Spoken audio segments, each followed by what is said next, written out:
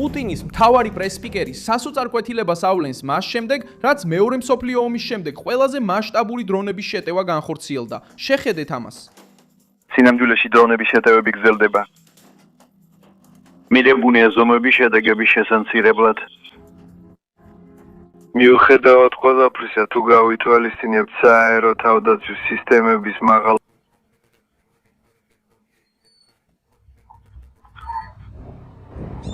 აი უკრაინის გამეკებიდან კიდევ უფრო საინტერესო კადრებია. ჩანაწერები შთამბეჭდავია. ისინი აჩვენებენ თავდასხმების შედეგებს.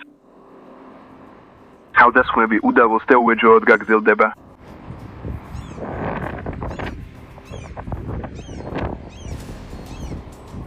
კიევის რეჟიმი თავის პოზიციას ინარჩუნებს. ეს მოლაპარაკების გეგმა არ არის. კიევის რეჟიმი ამჟამად ძალიან სტუმ მდგომარეობაშია.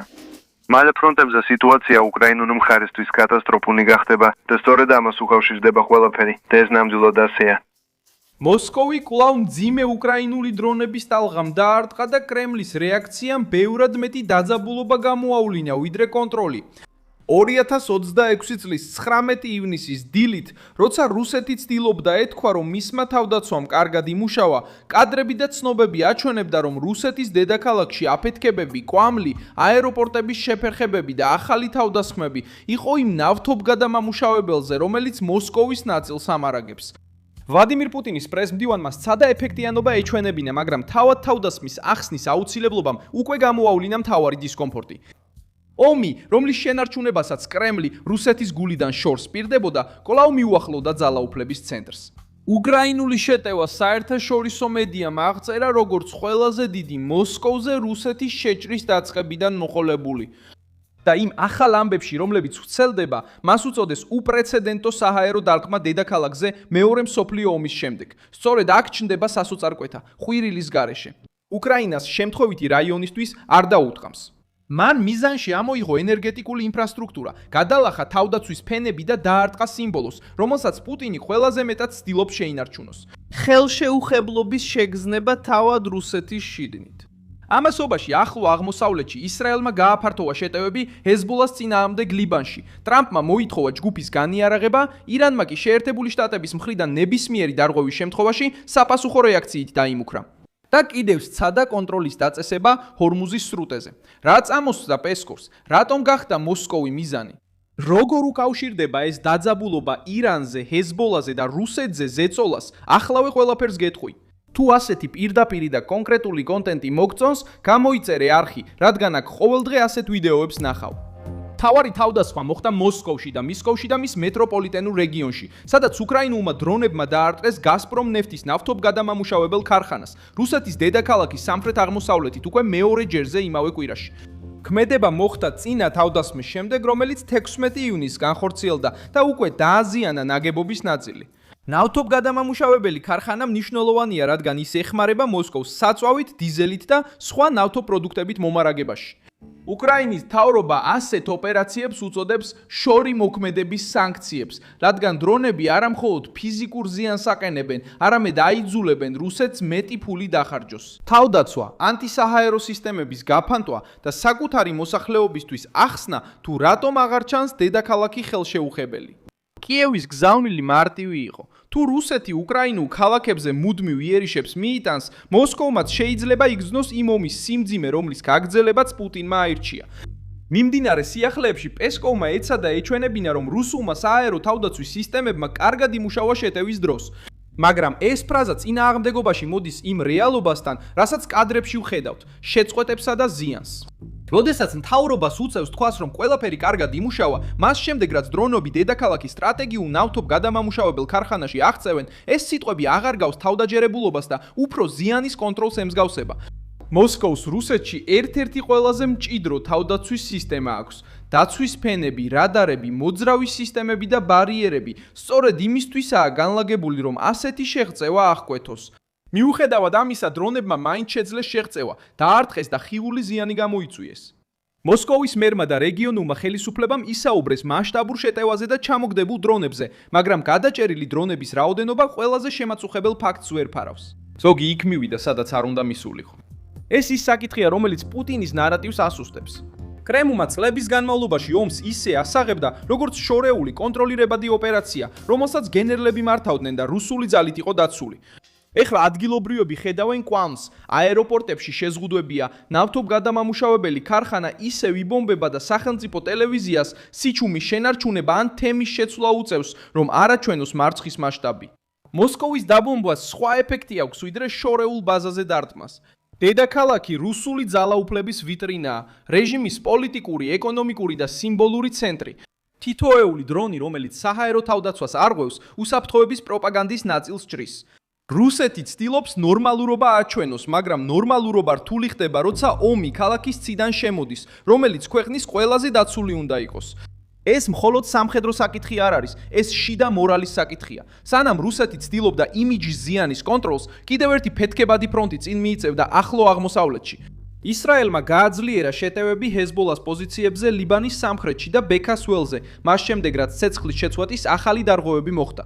ისრაელის არმიამ განაცხადა, რომ დაარტყა ჯგუფის 80-ზე მეტ სამიზნეს, მათ შორის სარდლობის ცენტრებს, გაშვების ადგილებსა და სტრუქტურებს, რომლებიც გამოიყენებოდა თავდასხმებისთვის. ისრაელის სამხედრო უცხების ინფორმაციით, ჰეზბოლას ათეულობის წევრი მოკლეს და 2 ტერორისტი ლიკვიდირებული იქნა ისრაელის ჯარისკაცებზე თავდასხმის შემდეგ. მოქმედებაში გამოყენებული გამშვები მოწყობილობაც განადგურდა. ისრაელის რეაქცია მოხვა ჰეზბოლასთვის მიკუთვნებული 17-18 ივნისს განხორციელებული თავდასხმების სერიას. მონიტორინგის არხებში გავრცელებული მონაცემებით დაფიქსირდა 25 ცალკეული თავდასხმა, 63 რაკეტა, 1 რაკეტა, 7 თავდასხმა ასაფეთქებელი დრონებით, 2 თავდასხმა თვითნაკეთი ასაფეთქებელი მოწყობილობებით და 1 შეღწევის მცდელობა 5 ოპერატორით. სულ 62 საბრძოლო მასალა და თავდასხმის შემთხვევა დაფიქსირდა 48 საათის განმავლობაში მიუხედავად ცეცხლის შეწყვეტისა და მიმდინარე დიპლომატიური მოლაპარაკებებისა. ირანის მიერ მხარდაჭერილი ჯგუფი აგრძელებდა სროლას ისრაელისა და ისრაელის ძალების წინააღმდეგ. ისრაელმა უპასუხა, რადგან მიაჩნია, რომ ცეცხლის შეწყვეტა განიარაღების გარეშე მხოლოდ პაუზად იქცევა, რათა ჰეზბოლამ ხელახლა მოეწყოს.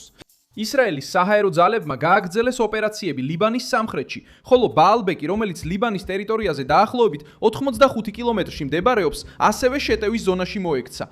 გაფართოებული შეტევა აჩვენებს, რომ ბენიამინ ნეთანიაჰუ არ აპირებს ჩრდილოეთით დაუცველი ზონის მიღებას, სადაც ისრაელის თემები საფრთხის ქვეშ იქნებიან, მაშინ როცა ჰეზბოლა საზღვართან ახლოს რაკეტებს, დრონებსა და სარდლობის სტრუქტურებს ინარჩუნებს.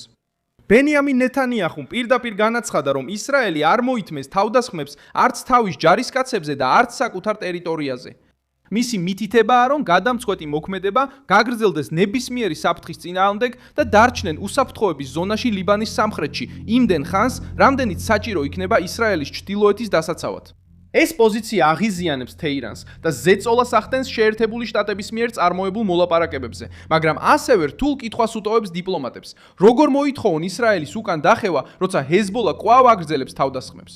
ტრამპმა ამ საკითხში ჩაერთო ფრაზით, რომელმაც სიტუაცია შეცვალა. ჰეზბოლამ უნდა განაიარაღოს თავი. ეს განცხადება შეესაბამება ამერიკის ზეწოლას ჯგუფის ფინანსური ქსელების მიმართ და მცდელობას, რომ ირანთან შეთანხმება არ გადაიქცეს ლიცენზიად, რომელიც მილიციებს მოქმედების გაგრძელების საშუალებას მისცემს. თეთრი სახლი ცდილობს გაყიდოს სტაბილურობა, იაფი ნავთობი და ღია ფრონტების დასრულება, მაგრამ ისრაელი აჩვენებს, რომ სტაბილურობა რეალური უსაფრთხოების გარეშე ვერ შენარჩუნდება. აქ დონალდ ტრამპს უწევს 2 ზეწოლის დაბალანსება. ირანი შეთანხმებაში დარჩეს და ჰეზბოლამ ლიბანის შეიარაღებულ ფარად არ გამოიყენოს. ირანმა პასუხად ტონი გაამკაცრა. ირანის უმაღლესმა ეროვნული უსაფრთხოების საბჭომ განაცხადა, რომ თუ შეერთებული შტატების მხრიდან დარღვევა ან შეურაცხყოფელი ქმედება იქნება, საპასუხო ზომები გეგმის მიხედვით იქნება მიღებული. ამავე დროს ირანის რეჟიმმა მოითხოვა გარანტიები, რომ ლიბანში მტრული მოქმედებები დასრულდება არსებული შეთანხმების შესაბამისად, სანამ შეერთებულ შტატებთან შვეიცარიაში მოლაპარაკებებს განაახლებს. შვეიცარიაში დაგეგმილი შეხვედრა გადაიდო დღის წესრიგის განსხვავებებისა და გადაუწყვეტელი საკითხების გამო. არაბულ პრესაში ციტირებული წყაროების თქმით, ისრაელის ოპერაციები ლიბანში აზიანებს ვაშინგტონსა და თეირანს შორის მიღწეულ შეთანხმებებს. შეთანხმების წინსვლისთვის შეერთებულმა შტატებმა უნდა დააწვეს ზეწოლა ისრაელზე, რომ შეწყვიტოს დაბომბვები და უკან დაიხიოს. თუმცა ეს მოთხოვნა ეჯახება ჰეზბოლას თავდასხმების რეალობას. ისრაელი არ სურს, რომ მას დააკისრონ შეჩერების ვალდებულება, მაშინ როცა შეიარაღებული ჯგუფი სროლას აგრძელებს. ჰორმუზის სრუტე კიდევ ერთ ზეწოლის წერტილად იქცა. ირანის ხელისუფლებამ, რომელიც კორიდორზეა პასუხისგებელი, გამოაცხადა, რომ იმ გემებმა, რომელთაც სუხთ ამ ტერიტორიაზე გავლა, განაცხადი უნდა წარადგინონ მინიმუმ 48 საათით ადრე. საკონტაქტო მონაცემებით, მგზავრობის დეტალებით, მარშრუტითა და დროით, რომლებიც ირანის ხელისუფლებასთან იქნება შეთანხმებული. თეირანმა განაცხადა, რომ 60 დღიანი შეთანხმების განმავლობაში უსაფრთხოების დაცვისა და გარემოსდაცვის მომსახურებაზე გადასახადებს არ დააკისრებს და სატრანზიტო დაზღვევის ხარჯებს ირანის მთავრობა დაფარავს. ეს ნაბიჯი წარმოდგენილი იყო როგორც მემორანდუმის ნაწილი შეერთებულ შტატებთან, თუმცა კრიტიკოსებმა უკვე აღიქვეს იგი როგორც ჰორმუზის სრუტეში გადაადგილების კონტროლის მცდელობა ბლოკადის ოფიციალურად გამოცხადების გარეშე. პრობლემა მარტივია. თუ შეთანხმება თავისუფალ კომერციულ გადაადგილებას ითვალისწინებდა, წინასწარი განაცხადის, მარშრუტის კოორდინაციისა და ოპერაციული ნებართვის მოთხოვნა ირანს კვლავ ამ ბლოკირების ცენტრში აყენებს. რეჟიმი ერთ ხელით კარს აღებს, ხოლო მეორე ხელით სახელურს იჭერს. ენერგეტიკის ბაზრისა და მთავარი საზღვაო მარშრუტებისთვის, კომპანიებისთვის ეს რისკის ნიშანია. მოსკოვის, ლიბანის, ირანისა და ჰორმუზის დაკავშირება იგივე ძალაუფლების ბრძოლაშია. რუსეთი ცდილობს შეინარჩუნოს დაუმარცხებელი ძალის იმიჯი, მაშინ როცა უკრაინული დრონები მის დედაქალაქს უთყამენ. ირანი ცდილობს რეგიონული გავლენა შეინარჩუნოს ჰეზბოლას გამოყენებით. ახლო აღმოსავლეთი ამ მომენტის მნიშვნელობას ზრდის, რადგან აჩვენებს, როგორც ცდიან მოკავშირეები და მოწინააღმდეგეები ერთდროულად ზღვრებს. ჰეზბოლა ისრაელს ცდის. ისრაელი ამოწმებს, რამდენად შორს შეუძლია იმოქმედოს ისე, რომ საბოლოოდ არ დაარღვიოს მოლაპარაკება. ირანი ტრამპს ცდის ჰორმუზში და ლიბანში. ტრამპი თეირანს ცდის, როდესაც მოითხოვს განიარაღებას და ინარჩუნებს დიპლომატიურ ზეწოლას. პუტინი ამ სცენარს აკვირდება მაშინ, როცა მისი საკუთარი დედაქალაქი ცაზე ომს გრძნობს. აქამდე ის სურათი რჩება, რომ რუსეთი ცდილობს დაფაროს თავისი სისუსტე, ირანი კი მოჭერილი მუშტით ცდილობს მოლაპარაკებას. და ისრაელი ამბობს, რომ ცეცხლის შეწყვეტა არ ნიშნავს საკუთარ საზღვარზე რაკეტების, დრონებისა და შეღწევის მიღებას. მე ვარ მილსონ ალვესი, გლობალი საერთაშორისო საკითხების სპეციალისტი და ჩემი მიზანია ყოველდღე მოგაწოდოს სანდო ინფორმაცია. ახალი ამბების ბულები ვიდეოს აღწერაშია. მოიწონე ეს ვიდეო, გამოიწერე არხი და ბოლოს გადახედე კომენტარებს, რომ კიდევ უფრო მეტად ჩაერთო მილსონ ალვესის საზოგადოებაში.